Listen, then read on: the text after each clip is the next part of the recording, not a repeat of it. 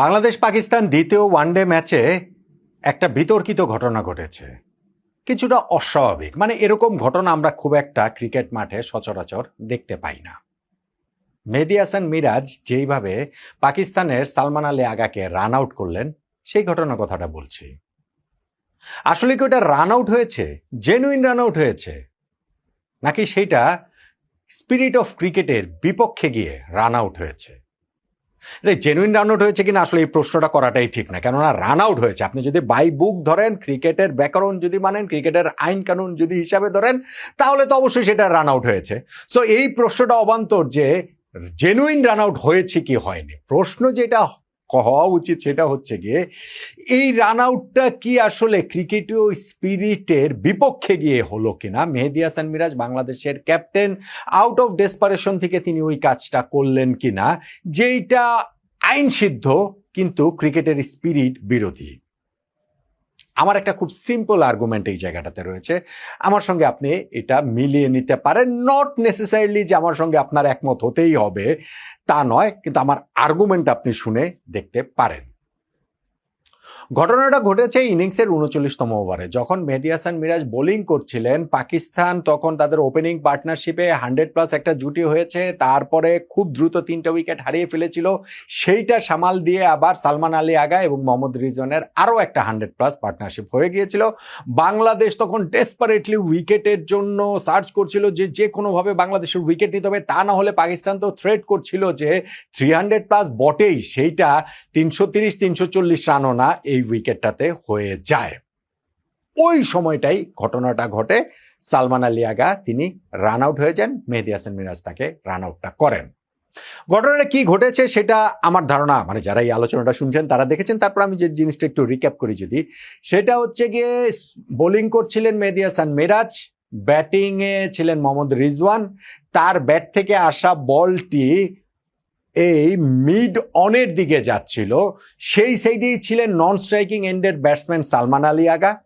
যখন রিজওয়ানের ব্যাট থেকে ছুটে আসা বলটি এই দিকে আসে, মেহেদী হাসান মিরাজ দৌড়ে গিয়ে সেইটা বলটা ঠেকানোর চেষ্টা করেন এবং তার পায়ে লেগে বলটা ঠেকে যায়। মিরাজ এবং সালমান আলী আগা মোটামুটি একসঙ্গেই হয়ে যান ওই জায়গাটাতে। মিরাজের পায়ে লেগে সেইটা সালমান আলী আগার প্যাডে লাগে, বলটা তার ব্যাটেও লাগে। এরপরে পাকিস্তানের ব্যাটসম্যান একটু নিচু হয়ে বলটা তুলে দেওয়ার চেষ্টা করছিলেন মিরাজের দিকে। মিরাজ তখন তার আগেই বলটা হাতে নিয়ে, সালমান আলী আগার আগেই বলটা তুলে নিয়ে তিনি নন স্ট্রাইকিং এন্ডসের বেলসটা ফেলে দিলেন, স্ট্যাম্পের দিকে ছুড়ে মারলেন। ডিরেক্ট থ্রোতে হচ্ছে গিয়ে আন্ডার আর্ম থ্রোতে সেটা হচ্ছে গিয়ে বেলসটা পড়ে গেল এবং আউটের অ্যাপিল তিনি করলেন। পাকিস্তানের ব্যাটসম্যান সালমান আলী তিনি হচ্ছে গিয়ে ভিজিবলি খুবই শকড ছিলেন এবং সেই জায়গাটাতে তিনি খুবই বিস্মিত হয়েছেন, ক্ষুব্ধ হয়েছেন, ক্রুদ্ধ হয়েছেন। তিনি তার গ্লাভস ছুঁড়ে ফেলেছেন, বেরিয়ে আসার সময় আমি দেখছি হেলমেটও ছুঁড়ে ফেলছিলেন। কারণ ওই যখনই ঘটনাটা ঘটেছে, আম্পায়ার যখন সেটা টিভি আম্পায়ারের কাছে রেফার করলেন, সাথে সাথে তিনি জানেন যে তিনি আউট হয়ে গেছেন, কেননা তিনি ক্রিজ থেকে তখন অনেক বাইরে রয়েছেন। এখন ওই জায়গাটাতে মিরাজের প্রতি তিনি তার ওই ক্ষোভের জায়গাটা দেখাচ্ছিলেন। মিরাজ তার আর্গুমেন্টটা প্লেস করছিলেন যে কি কারণে তিনি এই রান আউটটা করেছেন এবং এই জায়গাটাতে কেন তার এই কাজটা তিনি করেছেন, সেটা মিরাজের মতো করে বলছিলেন। সালমান আলী আগা তিনিও হচ্ছে গিয়ে এই জায়গাটাতে খুবই ক্ষুব্ধ হয়েছিলেন। মোহাম্মদ রিজওয়ান তিনিও ওই জায়গাটাতে জয়েন করলেন। আমরা দেখছিলাম যে লিটন দাসের সঙ্গেও একটা লাগালাগি হয়ে যাওয়ার মতো অবস্থা হয়েছিল এবং কথা কাটাকাটির মতো অবস্থা হয়েছিল এবং সেই জায়গাটাতে ওই শেষ পর্যন্ত যখন থার্ড আম্পায়ারের কাছে গিয়েছে, থার্ড আম্পায়ারের কাছে তো আসলে অন্য কোনো অপশন ছিল না, যেহেতু ওই বাইরেই ছিলেন অনেকটাই ওইখানে সালমান আলী আগা। ফলে তিনি রান আউট হয়ে গেছেন এবং বেরিয়ে যাওয়ার সময় তিনি তার ক্রোধটা প্রকাশ করেছেন। হেলমেট ছুঁড়ে মেরেছেন তিনি, গ্লাভস ছুঁড়ে মেরেছেন তিনি, খুবই হতাশ হয়ে রাগে গজরাতে তিনি ড্রেসিং রুমে চলে গেছেন পাকিস্তানের সালমান আলী আগা। এখন আলোচনাটা আসছে কিসের জন্য, স্পিরিট অফ ক্রিকেটের কথাটা আসছে কিসের জন্য, মিরাজের এই কার্যক্রমটা স্পিরিট অফ ক্রিকেটের বিরুদ্ধে গিয়েছে কিনা, এই আলোচনাটা আসছে কি কারণে? কেননা বলটা যখন মেরেছেন ওইখানটাতে মোহাম্মদ রিজওয়ান পা দিয়ে সেইটা ঠেকালেন মেহেদী হাসান মিরাজ, মিরাজের পা থেকে সেইটা সালমান আলী আগার প্যাডে লেগে তার ব্যাটেও লাগলো। সালমান আগা ওইখানটাতে তার রান হওয়ার কোনো চান্স নেই, তিনি বরং বলটা মিরাজকে তুলে দিতে গিয়েছিলেন। মিরাজ তার আগে বলটা তুলে ওইখানটা হচ্ছে গিয়ে আন্ডার আর্ম থ্রোতে যেহেতু হচ্ছে গিয়ে বেলস ফেলে দিয়েছেন, সেই কারণে তো তিনি আউট হয়েছেন। ফলে এখানে তো রান নেওয়ার কোনো চেষ্টাটা তিনি করেন নাই পাকিস্তানের ব্যাটসম্যান মিরাজ। তাহলে তাকে কি কারণে, তাকে তো বলটা তুলে দিতে গিয়েছেন, তাকে কি কারণে আউট করলেন? এই কারণে স্পিরিট অফ ক্রিকেটের বিরুদ্ধে এটা গিয়েছে কিনা সেই আর্গুমেন্টের জায়গাটা আসছে। দেখুন, আমি নিজে কিন্তু খুবই প্রাচীনপন্থী মানুষ, আমি স্পিরিট অফ ক্রিকেটের খুবই পক্ষের লোক। আমি যেমন হচ্ছে গিয়ে আপনার ওই যে মান কাটিং যে আউট, এটার খুবই বিপক্ষের লোক। আমি যেমন হচ্ছে গিয়ে ওই কি বলা চলে যে টাইম আউট, আমি খুবই বিপক্ষের লোক। আমি ধরেন হচ্ছে গিয়ে ওই যে অবস্ট্রাক্টিং দ্য ফিল্ড, আমি বিপক্ষের লোক।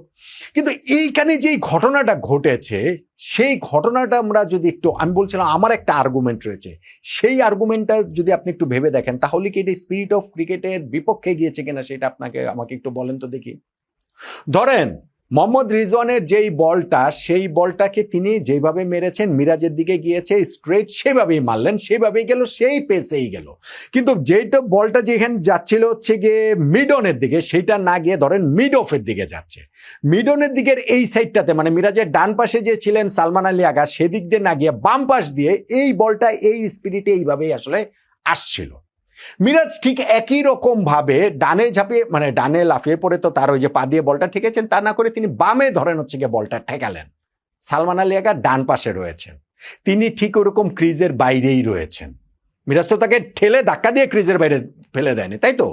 সো বলটা যদি এই মিরাজের ডান পাশ দিয়ে না এসে বাম পাশ দিয়ে আসতো, রিজওয়ানের মিডনের দিকে না গিয়ে মিড অফের দিকে আসতো, এবং এই ডান পাশটাতেই নন স্ট্রাইকিং এন্ডের ব্যাটসম্যান সালমান আলী আগা থাকতেন, ক্রিজের বাইরেই থাকতেন, এবং মিরাজ এই সাইড থেকে বলটা যদি এভাবে গ্যাদার করতেন, তখন সালমান আলী আগা কি করতেন?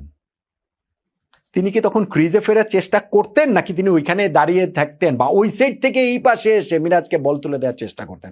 এই পাশে এসে তার বল তুলে দেওয়ার চেষ্টা করতেন না, ঠিক আছে, এটা আমরা আর্গুমেন্ট থেকে বাদ দিয়ে দিলাম। তিনি কি ক্রিজে ফেরার চেষ্টা করতেন কি করতেন না? বলটা এই পাশে না এসে যদি ওই পাশে থাকতো, মিরাজের ডান পাশে না এসে যদি মিরাজের বাম পাশ দিক দিয়ে যেত, সালমান আলী আগা ডেফিনেটলি ক্রিজে ফেরার চেষ্টা করতেন। কারণ তিনি জানতেন যে ক্রিজে যদি তিনি না ফিরতে পারেন, তাহলে তিনি রান আউট হয়ে যাবেন, মিরাজ রান আউটের চেষ্টাটা করবেন। সো যখন বলটা তার দিকে আসলো, যেই ঘটনাটা ঘটেছে, সেখানে তিনি ক্রিজে ফেরার চেষ্টাটা কেন করেন নাই? তিনি মিরাজের উপরে কেন তার ওইখানটাতে মনে হচ্ছে, ভাই তিনি তো ক্রিজের বাইরে আছেন, তিনি ক্রিজের ভিতরে থেকে তারপরে যদি তিনি বলটা মিরাজকে দেওয়ার চেষ্টাটা করতেন, আমি মেনে নিতাম, হ্যাঁ ঠিক আছে সেটা করলেন।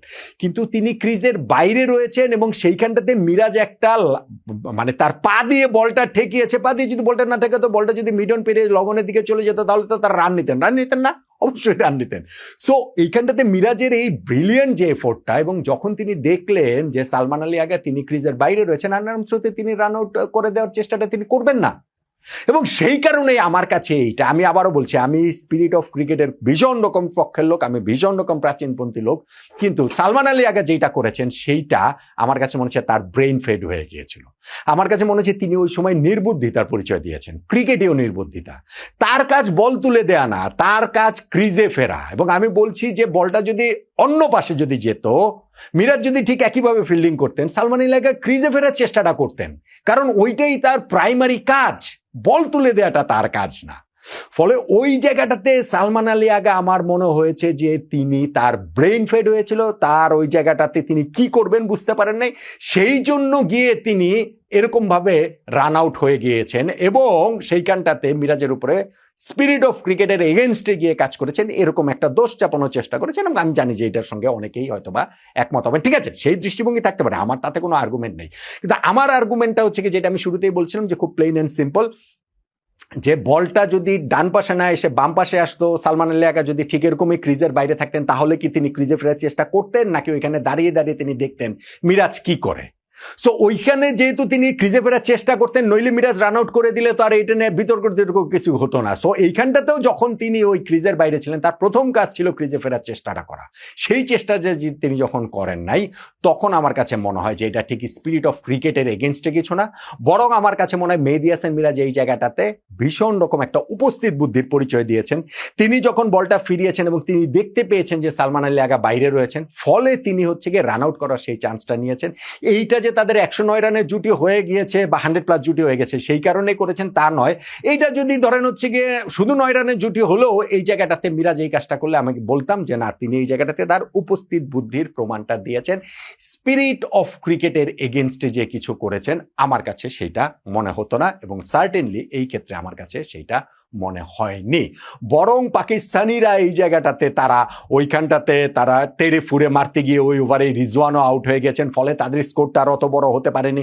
তারা বরং এই ছোট ছোট ঘটনাগুলোর মোমেন্টে যেভাবে রিয়্যাক্ট করা দরকার ছিল, ক্রিকেটীয় যে স্মার্টনেসটা দেখানোর কথা ছিল, সেই স্মার্টনেসটা তারা আসলে দেখাতে পারেননি।